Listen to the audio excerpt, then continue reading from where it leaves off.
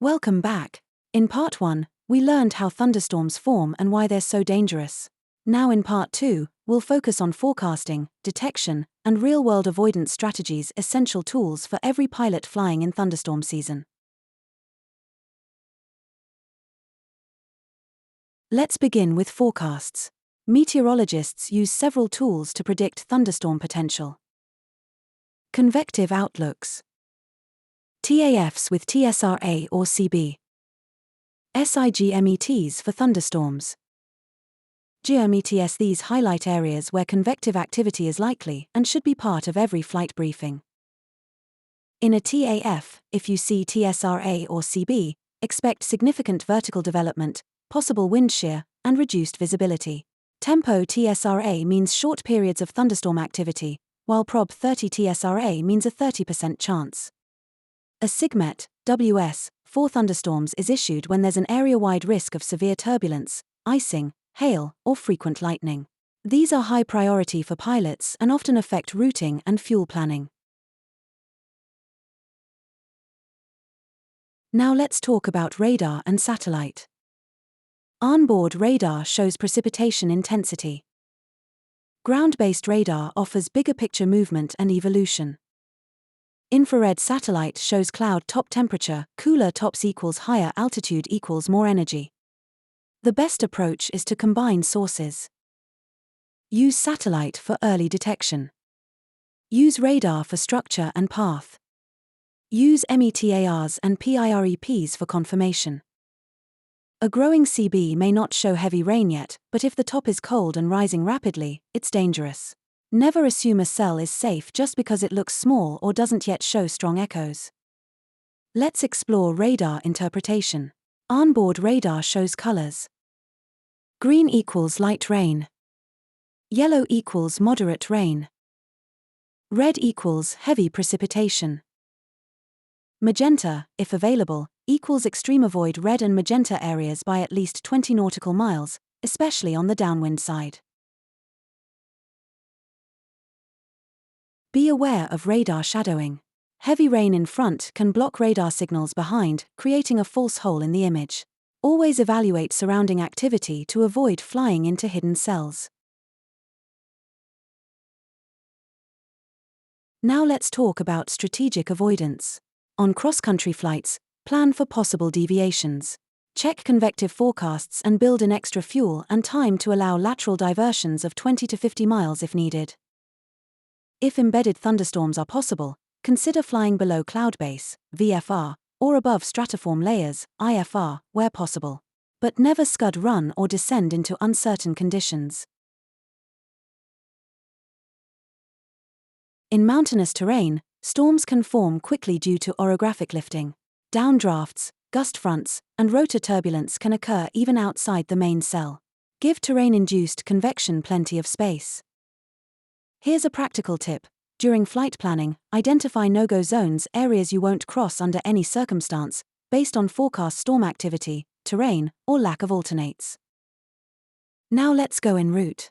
Suppose you're flying and spot a CB building 30 miles ahead. What do? Check its movement on radar. Adjust heading early. Notify ATC with request for deviation. Make a wide arc around the cell at least 20 miles. Never attempt to go between two close cells, it's a trap. Also, expect turbulence near storm edges, especially where warm moist air is feeding the updraft. Even if you're outside the rain, you're still in turbulent air. Secure cabin and fly at turbulence penetration speed.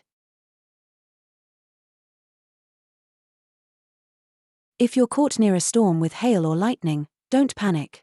Maintain heading and altitude unless it's unsafe. Use autopilot if functioning. If you encounter hail, report immediately and check for airframe damage post-flight.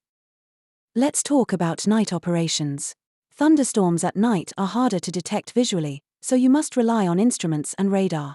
Use lightning flashes to estimate storm location and shape, but don't depend on them entirely. Radar is your best friend in the dark. But also stay alert to echo tops and lightning detection overlays if available. Plan for longer diversions at night, your visual cues are reduced, and the risk of misjudging distance increases. VFR pilots face the greatest risk. Thunderstorms can reduce visibility to near zero instantly. Avoid flying near CBS or in marginal VFR conditions if storms are forecast.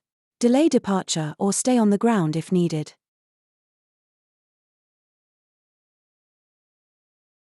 Here's a golden rule for all pilots: if you have any doubt about the storm's location or intensity, don't go near it. Conservative judgment beats clever maneuvering every time. Now let's talk about wind shear and outflow boundaries. These are common around storm cells and can affect approaches and departures. Expect rapid shifts in wind speed and direction, especially on final approach. Always check ATIS and METARs for WS, wind shear, reports, or ask ATC directly if recent arrivals have reported changes.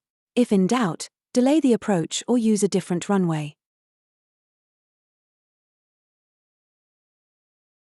Let's run a full scenario: URI descending toward an airport with VCTS, thunderstorms in vicinity, radar shows scattered cells, and the approach track threads between two echoes. Request delay vectors, wait for cells to pass, choose wider gap if needed, execute a go-around if anything feels unstable.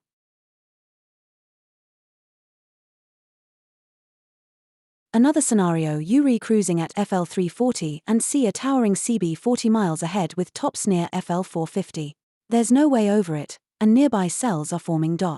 Turn early, use maximum separation, coordinate with ATC before the storm becomes unavoidable.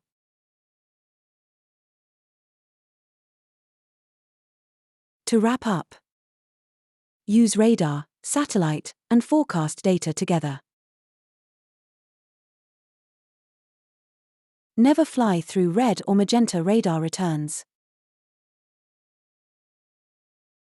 Maintain 20+ nm distance from CBS.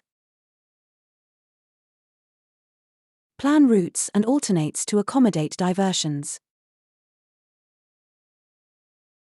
Know when to delay, reroute, or cancel. In the next episode, we'll shift focus from storms to something just as critical: visibility. We'll explore how it's measured, what affects it, and how to fly smart when visibility drops. See you in Meteorology number 33, Visibility, Part 1.